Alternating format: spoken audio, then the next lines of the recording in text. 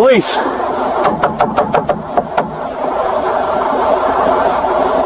Roll the window down. Roll it down now. No, this isn't Sarah stepped back toward her car. I can't stay, but you'll figure this out. You're a good detective, Marcus. Better than you think. Find the evidence. Protect Tyler. And know that I never stopped loving you. She got back in the sedan. The engine revved. Wait! Marcus scrambled to his feet. How are you here? How is any of this possible? Sarah looked at him through the open window. Does it matter? I'm here. I told you what you needed to know. The rest is up to you. The window rolled up. The sedan pulled onto the highway. Marcus stood frozen, watching taillights disappear into fog. Hey, you okay? The backup officer reached him. Young guy. New to night shift. You called for backup and then went radio silent. What happened?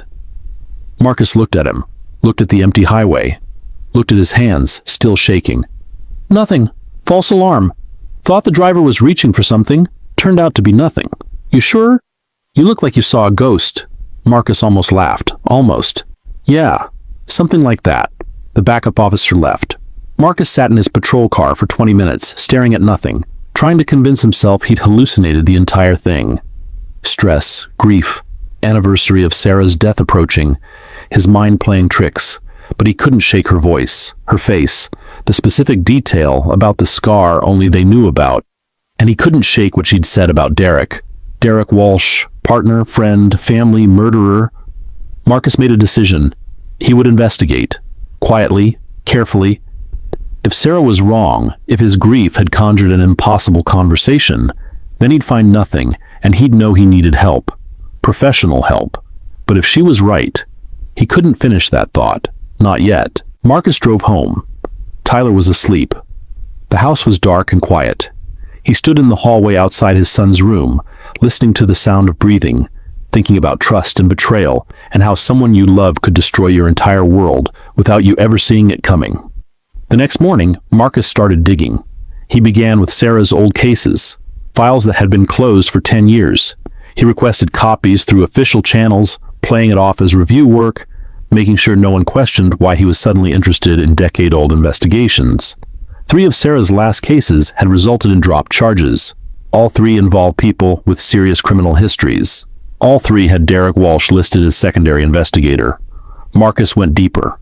Financial records, bank statements. He used every resource available to him without raising red flags. Derek had purchased a new house 2 years after Sarah's death. Paid cash, explained it as inheritance from a dead uncle. But Marcus couldn't find any record of an uncle dying. Couldn't find probate records, couldn't find estate transfers. The money came from somewhere, just not anywhere legitimate. Marcus spent weeks building a timeline. Late nights in his home office while Tyler studied upstairs, spreadsheets, documents, connections that slowly, methodically began to form a picture he didn't want to see. Derek had been stealing for years, taking payoffs, burying evidence, working for people who paid well for problems to disappear, and Sarah had found out. The evidence was circumstantial, nothing that would hold up in court alone. But together, piece by piece, it told a story. 3 months into his investigation, Marcus found the medical records. Not Sarah's official hospital files, her actual blood work. Tests that had been ordered but never followed up on. Results that showed elevated levels of substances that shouldn't have been there. Anomalies that multiple doctors had noted but attributed to cancer treatment. Except the dates were wrong. The substances appeared before treatment started. Someone had been poisoning her before she was ever diagnosed, creating symptoms that looked like aggressive cancer, guiding doctors toward a conclusion that explained everything without requiring anyone to look too closely.